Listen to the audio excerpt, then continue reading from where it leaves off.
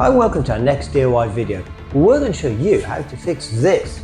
Yep, it's that old plaster formula. So we're going to use a method called dot and dab, which is probably the easiest one for DIYers to do. Coming up later in the video, using renderer's mesh to stop cracks reappearing, straightening a bowed wall and refitting the architrave after plastering.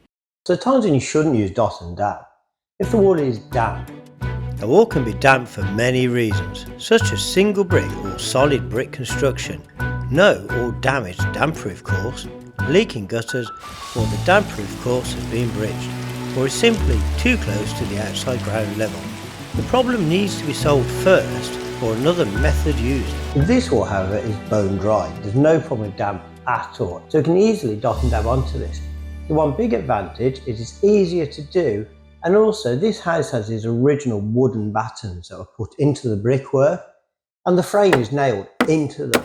If you try and plaster onto those with modern day materials, it'd most likely blister and blow again, but if you dot and dab, you cover it, and that wood can move underneath the board and not cause any problems to the plaster on the top. If you do have an older house that hasn't got a damp-proof course, or the walls are damp, there are other methods you can use, and you can have a damp-proof course put in with injections, but that's a whole different video. One of the main reasons why dot and dab may fail is if the bricks are very absorbent, especially really old clay bricks.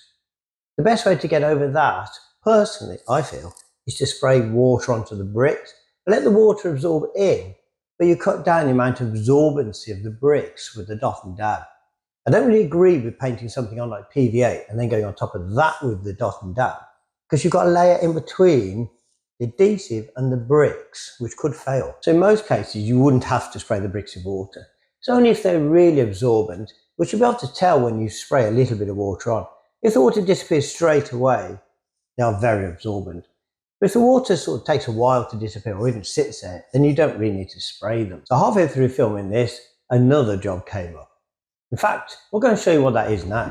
After a government warning, the UK was battered by Storm Eowyn, which caused widespread damage and a red weather warning, in which we sat and watched as a soffit board and tiles dropped past the window. Fortunately, we didn't have a huge amount of damage, but it did highlight rotten wood in the roof, which we'll be fixing and making a video of over the summer.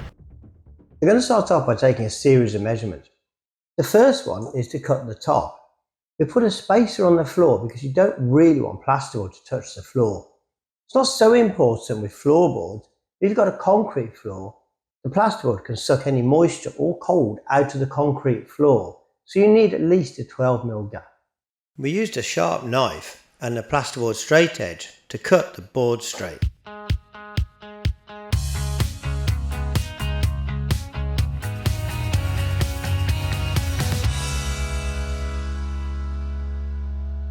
We're now going to take a series of measurements measuring up to all the points that are either the furthest away or the closest in, so we can then draw the shape.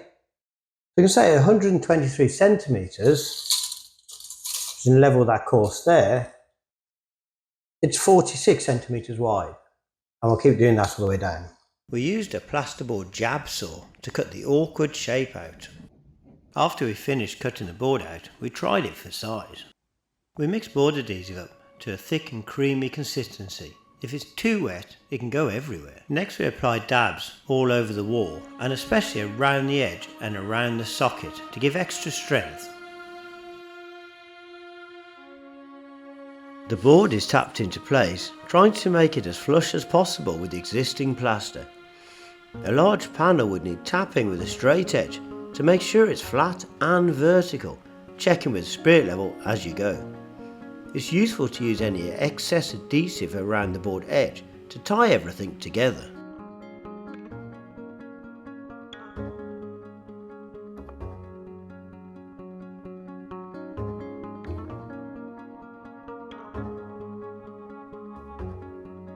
So we've dotted and dabbed this piece of plasterboard onto the wall, and we've also used some bonding just to smooth out the edge.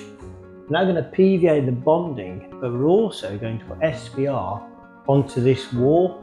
You could PVA the whole thing, but because this bonding is quite new, you couldn't SBR it. If you PVA it, the moisture can still come out from the bonding, where the SBR is a waterproofer. So as you mentioned, this is where the doorway used to be. We've bonded this out after putting plaster on it. It's also worth putting a straight edge along the wall. And what we've worked out is there's quite a gap here. So we're going to bond this out so this whole wall is dead flat. The reason for that is the bathroom's right behind where the camera is now. And when you walk out, if there's a unit here, you'll be able to see straight along the unit, and it will really emphasise a wiggly wall.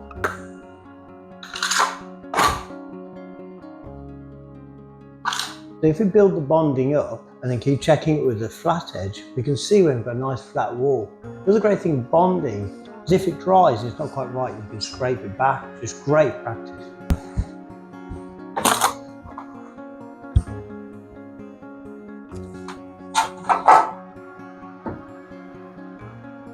Obviously that's where your skirting board's going to sit, so we want that to be dead flat. There's a very slight gap here, so we'll put a little bit more in there.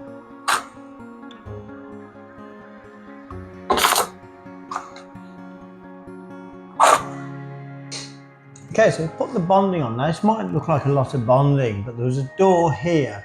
That tends to throw the wall off, that we've now created one complete wall. You can go onto this when it starts to go this darker colour, but actually it's getting pretty late now. It's like 9 o'clock at night, so we're going to plaster this tomorrow.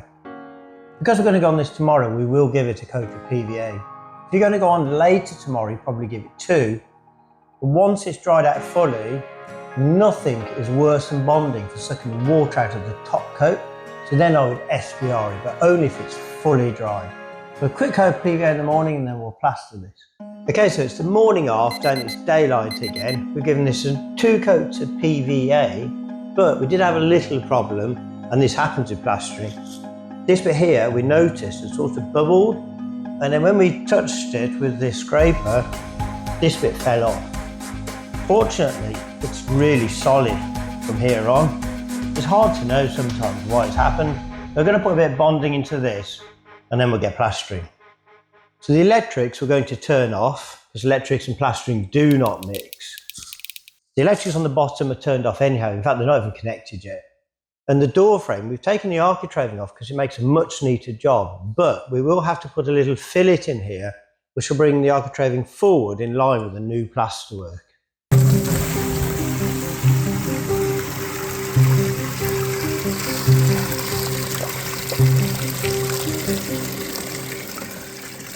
Whether you're going to just plaster the repaired area or plaster the whole wall, the principle is the same.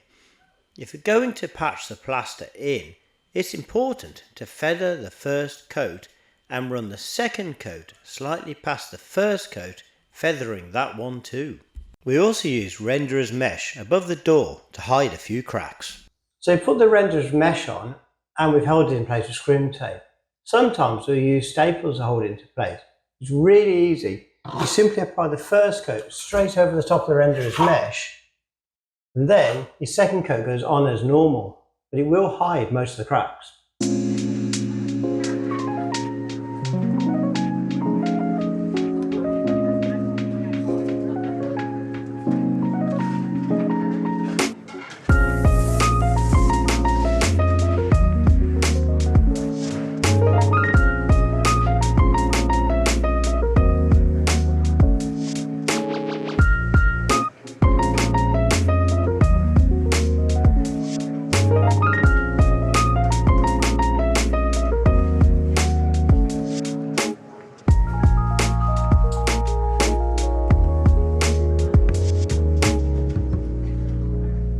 So we put the first coat on, we troweled the first coat on, then went over with a speed skim, and then we second troweled it. And now we're just waiting for it to take up a little bit.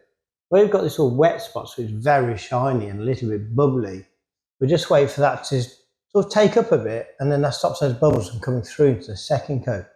Whether you're doing a small patch or a whole wall, the principle is exactly the same. Mixing the plaster for the second coat. Add plaster to water in a bucket and mix.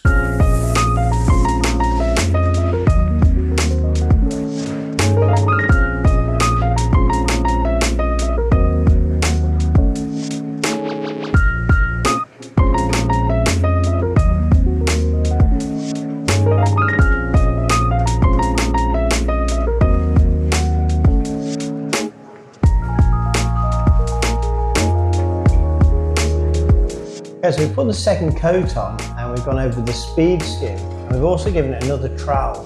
What we'll try and do is trowel it as many times as we can with a standard of hard trowel, and then we'll give it a final trowel with a softer nailer one. You don't want to go on too early because otherwise you just put leopard prints in.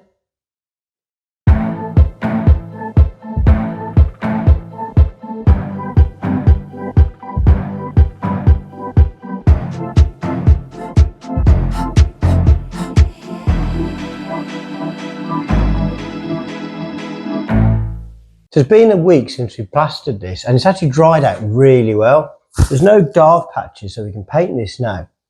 We're going to put the fillets around and then put the architrave on, which I'll show you next. But we do have a video at the end of this video that shows you how to paint this and turn this from this to this.